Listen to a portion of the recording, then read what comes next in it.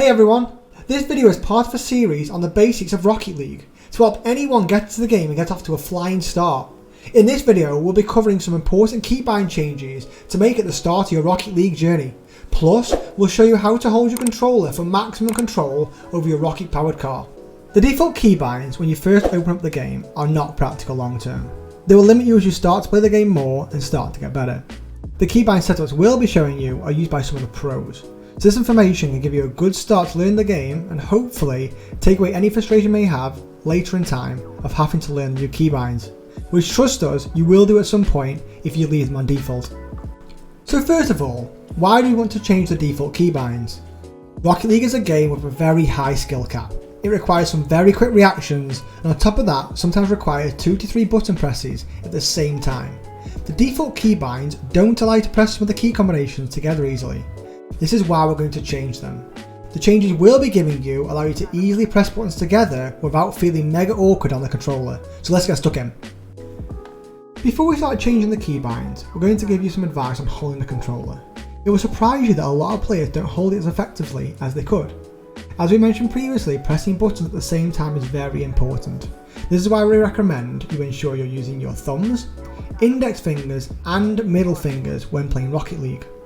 This means you're placing your index fingers on R1 and L1, then your middle fingers on R2, L2.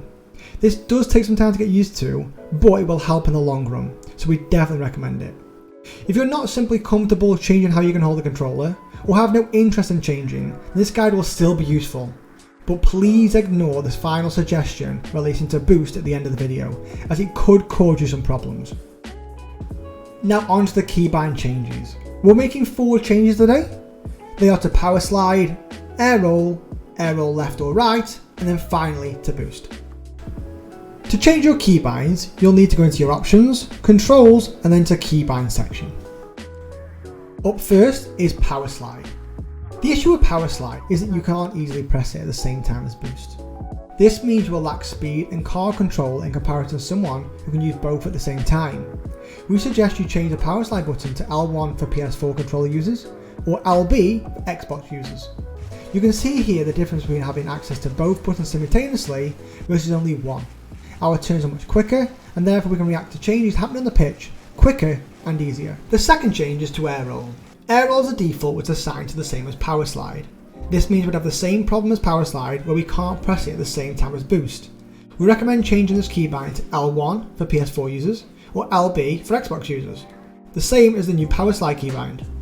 Using boost and air roll is another important combination to be using many times per match.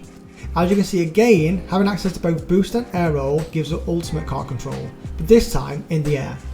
Another bonus of having Powerslide and air roll on the same button is that they're both used while using wave dashing, an advanced mechanic you'll need later on to increase your speed around the pitch.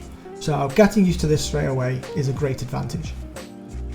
The third change is relating to air roll left or air roll right. As a default, these aren't actually binded to anywhere on your controller. Our recommendation is to bind it to square for PS4 users, or X for Xbox users, the one where Powerslide used to be. One of the key mechanics you'll learn earlier on in the game is called half flip. Half flips will be much easier when you have access to air roll left or air roll right, so we definitely recommend this keybind change before learning this mechanic. You can see a few half flips now. These would be much more difficult if we didn't have access to air roll left or right binded. Up last is boost. As we mentioned previously in the video, if you aren't using your middle fingers on R2 and L2, then you do not need to make this change. The previous changes will be sufficient enough to make a huge difference to your car control. This last change isn't as needed as much as the previous, and is actually avoidable completely if you'd like. The change we would like you to make though, is moving boost from circle to R1. This will help you with a fast aerial mechanic. This is another mechanic that you'll learn early on, and the change we've suggested will make it much easier to learn and master. Thank you for everyone who's taken the time to listen to our advice. These changes will definitely help you in your Rocket League journey. We wish you the best of luck. If you enjoyed this content and you would like to see more, then please do remember to hit that subscribe button, give us a like and even leave a comment below, even if it's some feedback on how we can improve our tutorial series going forward. Good luck everyone!